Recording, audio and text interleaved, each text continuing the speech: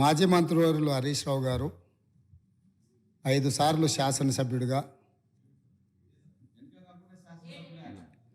నా తెలిసక్క లెక్కలు 5 సార్లు, ఆయన ఏదో దొంగ లెక్కలు కలుపుకొని వేయడని చెప్తుంటాడు. కానీ ఆయన ఎన్నికైందే 2005లా, 2005, 2009, 2014, 2018, 2023. ఇంకా అన్ని రాసుకోండి, బై ఎలక్షన్స్ రాసుకోండి, వాళ్ళ మామ గెలిచినవి కూడా ఆయన దాంట్లో రాసుకోండి, ఏం అభ్యంతరం లేదు. వారు వివిధ హోదాలలో వారు పనిచేయడం జరిగింది. 2014 నుంచి 2018 వరకు వారే సాగునీటి పారుదల శాఖ మంత్రిగా పనిచేసిండ్రు. వారి తర్వాత మాజీ ముఖ్యమంత్రి గారు చంద్రశేఖరరావు గారు సాగునీటి పారుదల శాఖ మంత్రిగా పనిచేసిండ్రు. అంటే ఈ 9.5 సంవత్సరాలు వాళ్ళ కుటుంబం తప్ప ఇతరులు ఎవ్వరూ సాగునీటి పారుదల శాఖ మంత్రిగా పనిచేయలేదు. వారు ఆర్థిక మంత్రి తర్వాత ఈ రాష్ట్రం మీద ఉన్న అప్పులు కానీ, వివిధ కార్పొరేషన్ల పేరు మీద చేసిన అప్పులు కానీ సంపూర్ణంగా వారి దగ్గర సమాచారం ఉంటుంది. ఎందుకంటే ప్రతిరోజు రిజర్వ్ బ్యాంకు వాళ్ళ దగ్గర ఉన్న నిల్వలన్నీ మన అవసరమైంది అనే రిపోర్ట్ ఫైనాన్స్ సెక్రటరీ గారికి ఇస్తారు. ఫైనాన్స్ సెక్రటరీ గారికి ఇచ్చినట్టే అది ఫైనాన్స్ మినిస్టర్ ఇచ్చినట్టే.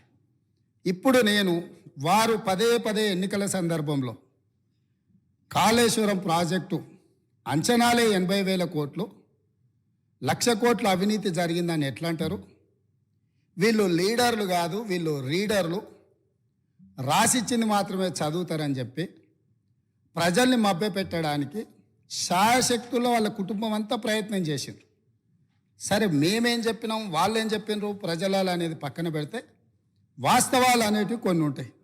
ఆర్థిక శాఖ ఉన్నది. ఈరోజు ఆర్థిక శాఖకు మొన్నటి వరకు పనిచేసిన మంత్రి గారు పేజీ నెంబర్ 21 వారు చూసుకోవాలి తమరి ద్వారా, మిగతా సభ్యులు కూడా. ఇప్పుడు ప్రభుత్వం ఇచ్చిన నివేదిక ఏదైతే ఉందో పేజీ నెంబర్ 21లో ప్రభుత్వ హామీతో ఎస్పీవీల ద్వారా సేకరించబడి ప్రభుత్వమే చెల్లింపులు చేయబడతాయి అని చెప్పిన దాంట్లో మొట్టమొదటి Kaleshwaram irrigation project corporation limited sanctioned loan 97,000 కోట్ల 449 97,449 కోట్ల రూపాయలు రుణం మంజూరైంది. ఇందులో లోను విడుదలయ్యింది 79,287 కోట్ల రూపాయలు. నేనిప్పుడు తమరి ద్వారా ఆర్థిక మంత్రి గారిని సూటిగా ప్రశ్నించదలుచుకున్నా. మాజీ వాళ్ళు అనుకోవాలి, ఆ భ్రమలలోనే ఉంటే బయటికి పోతారు. అయితే ఈరోజు అధికారిక లెక్కలు ఇవి కార్పొరేషన్ ద్వారా లోన్లు చేయబడిన అప్పు 97,449 కోట్లు. ఇవి కాకుండా కాళేశ్వరం ప్రాజెక్టుకు రాష్ట్ర ప్రభుత్వం ఖర్చు పెట్టింది. వాటి వివరాలను కూడా తీసుకొని మేము ఇస్తాము. ఈరోజు వారు సభను మళ్ళీ మీ ముందు తప్పుదో పట్టిస్తున్నారు. కాబట్టి సభలో సంపూర్ణమైన సమాచారంతో, అనుభవంతో ఆ సభ్యులు మాట్లాడితే మాకు ఎలాంటి అభ్యంతరం లేదు.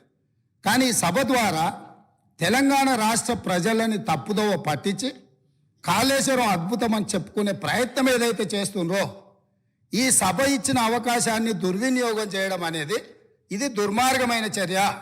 కాళేశ్వరం ప్రాజెక్టు పూర్తి అంచనాలు నేను ఆర్థిక శాఖకు ఆదేశాలు ఇచ్చిన.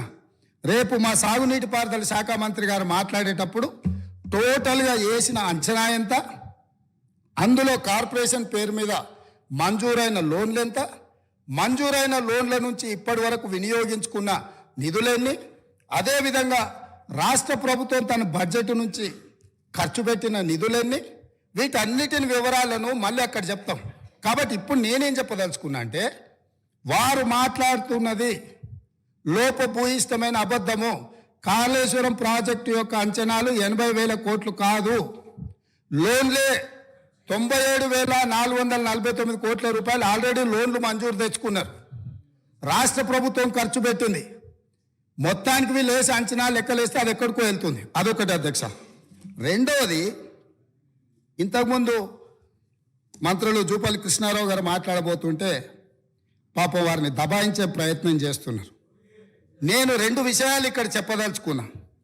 ఆర్థిక మంత్రి గారే కాళేశ్వరం మీద పెట్టిన నివేదికలో, రాష్ట్ర ప్రభుత్వం ఇచ్చిన నివేదికలో వీళ్ళు చెప్పింది కాళేశ్వరం ప్రాజెక్టు కట్టడం ద్వారా ఆ నీళ్లు రైతులకు అమ్ముతాము, ఆ నీళ్లు ఇండస్ట్రీస్కి అమ్ముకుంటాము, ఇట్లా ఈ ప్రాజెక్టు ద్వారా నీళ్ళన్నీ పైసలకే అమ్ముతాం, ఉచితంగా ఎవరికి ఇయ్యము, వ్యవసాయంతో సహా.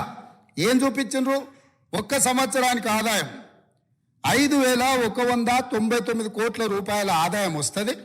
కాళేశ్వరం ప్రాజెక్టు కట్టి వ్యవసాయానికి నీళ్ళు అమ్ముతాం, పరిశ్రమలకు నీళ్ళు అమ్ముతాం, తాగడానికి నీళ్ళు అమ్ముతాం, మొత్తం వ్యాపారమే చేస్తాం. మా ప్రభుత్వం ఉన్నదే వ్యాపారం చేయడానికి. మా ప్రభుత్వం సేవ చేయదు, మా ప్రభుత్వం ప్రజలకు సహాయం చేయదు, వ్యాపారం చేస్తాము. ఆ వ్యాపారం ద్వారా 5,199 కోట్ల రూపాయల ఆదాయం వస్తుందని చూపించి వీళ్ళు ఈ అప్పులు చేసింది. ఈ సంతకాలు పెట్టింది ఎవరు? ఈరోజు అక్కడ కూర్చొని మాట్లాడుతున్న మాజీ ఆర్థిక మంత్రి గారు. ఇది మొదటి విషయం.